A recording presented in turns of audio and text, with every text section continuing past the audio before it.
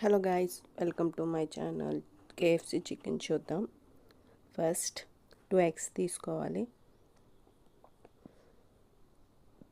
2 eggs తీసుకొని అందులో salt, pepper powder వేసి బాగా మిక్స్ చేసుకోవాలి. అందులో కార్న్ ఫ్లోర్, రైస్ ఫ్లోర్ వేసుకొని కొంచెం బాగా మిక్స్ చేసుకొని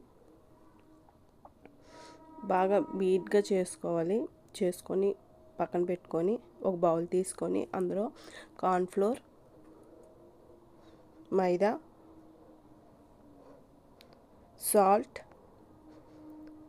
చిల్లీ పౌడర్, పెప్పర్ పౌడర్ వేసుకొని బాగా మిక్స్ చేసుకొని పక్కన పెట్టుకోవాలి.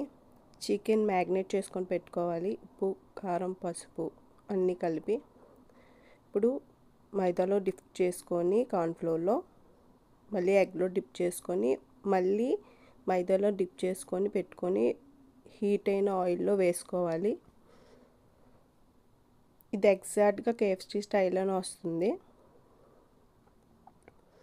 చూడండి, డీప్ ఫ్రై చేసినప్పుడు కొంచెం ఫస్ట్ కదపకండి,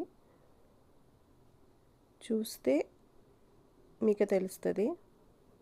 నెక్స్ట్ మిగతావన్నీ వేసుకొని సర్వ్ చేసుకుంటే అచ్చం కేఎఫ్సి స్టైల్లోనే వస్తుంది.